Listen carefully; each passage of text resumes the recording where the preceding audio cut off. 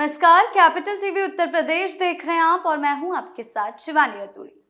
उत्तर प्रदेश विधानसभा के बजट सत्र की शुरुआत इस बार राजनीतिक टकराव और तीखी बहसों के साथ हुई, जिसने प्रदेश की राजनीति में नई हलचल पैदा कर दी है।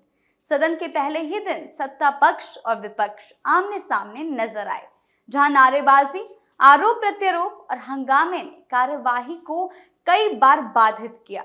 एक तरफ सरकार ने प्रदेश के विकास, कानून व्यवस्था और निवेश को लेकर अपनी उपलब्धियां गिनाई, तो दूसरी तरफ विपक्ष ने बेरोजगारी, महंगाई, किसानों की समस्याओं और अपराध के मुद्दों पर सरकार को घेरने की कोशिश की। मुख्यमंत्री ने अपने संबोधन में उत्तर प्रदेश को बेमारू राज्य की छवि से बाहर निकालकर बैक थ्रू स्टेट बनाने का दावा किया, जबकि विपक्ष ने इन दावों को आंकड़ों का खेल बताते हुए जमीनी हकीकत पर सवाल उठाए।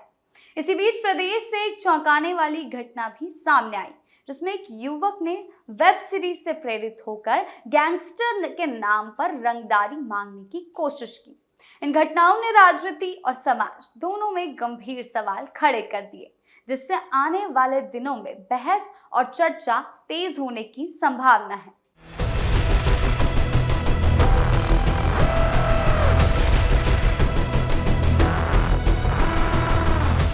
उत्तर प्रदेश विधानसभा के बजट सत्र के पहले ही दिन प्रदेश की राजनीति में जबरदस्त हलचल देखने को मिली।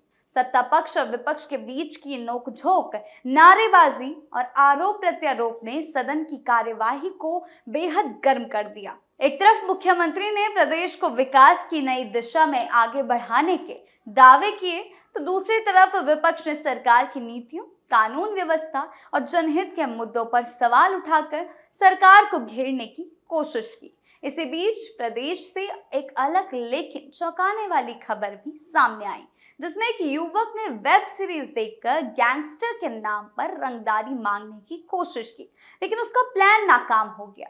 इन तीनों घटनाओं ने प्रदेश की राजनीतिक और सामाजिक तस्वीर को एक साथ उजागर कर दिया है। बजट सत्र की शुरुआत के साथ ही विधानसभा का माहौल तनावपूर्ण हो गया।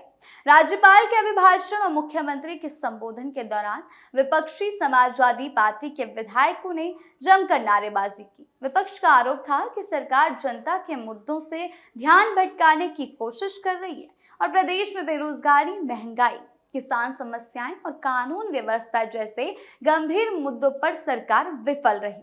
जैसे ही मुख्यमंत्री ने सरकार की उपलब्धियों का जिक्र करना शुरू किया, विपक्षी विधायकों ने विरोध प्रदर्शन तेज कर दिया और सदन के अंदर नारे लगाने लगे। सदन के भीतर सत्ता पक्ष और विपक्ष के बीच तीखी बहस हुई। विपक्ष का कहना था कि सरकार केवल प्रचार और आंकड़ों के जरिए विकास का दावा कर रही है, जबकि जमीनी हकीकत कुछ और है। उनका कहना है कि किसानों की आय दोगुनी करने का वादा अधूरा है, युवाओं को रोजगार नहीं मिल रहा और प्रदेश के कई हिस्सों में अपराध की घटनाएं बढ़ी है। विपक्ष ने यह भी आरोप लगाया कि सरकार विपक्ष की आवाज दबाने के लिए सदन में व्यवधान पैदा कर रही है और लोकतांत्रिक परंपराओं का पालन नहीं कर रही। वहीं मुख्यमंत्री और सत्ता पक्ष ने विपक्ष के आरोपों को सिरे से खारिज करते हुए कहा कि उत्तर प्रदेश अब बीमारू राज्य नहीं रहा, बल्कि विकास की राह पर आगे बढ़ चुका है। मुख्यमंत्री ने अपने संबोधन में कहा कि प्रदेश में कानून व्यवस्था पहले से बेहतर हुई है, निवेश बढ़ा है, इंफ्रास्ट्रक्चर का विस्तार हुआ, गरीबों के लिए कई योजनाएं लागू की गई। उन्होंने कहा कि उत्तर प्रदेश अब बैक थ्रू स्टेट बन चुका है और देश की अर्थव्यवस्था में अहम योगदान दे रहा है।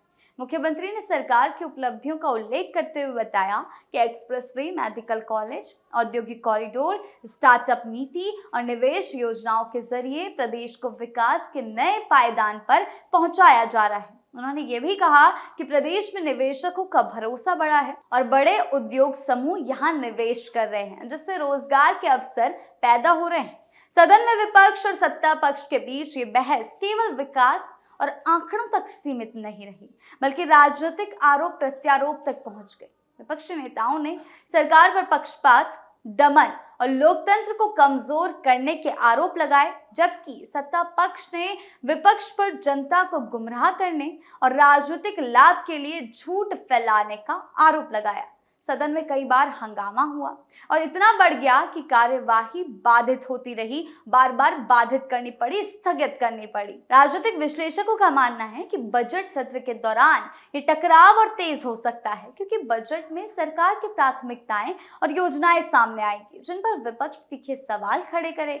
बजट सत्र हमेशा से सरकार और विपक्ष के लिए राजनीतिक संदेश देने का मंच रहा और इस बार भी दोनों पक्ष जनता के सामने अपनी अपनी राजनीतिक रणनीति पेश करने की कोशिश कर रहे हैं। इस बीच उत्तर प्रदेश से एक अलग तरह की चौंकाने वाली घटना सामने आ गई, जिसने समाज में अपराध और मनोरंजन के बीच के खतरनाक प्रभाव पर सवाल खड़े कर दिए। एक युवक ने कथित तौर पर एक वेब सीरीज देखकर गैंगस्टर के नाम पर ड्रग डीलर से रंगदारी मांगने की योजना बनाई। उसने खुद को कुख्यात गैंगस्टर से जुड़ा बताकर धमकी देने की कोशिश की, लेकिन उसकी ये योजना पूरी तरह से नाकाम हो गई और मामला पुलिस तक जा पहुंचा।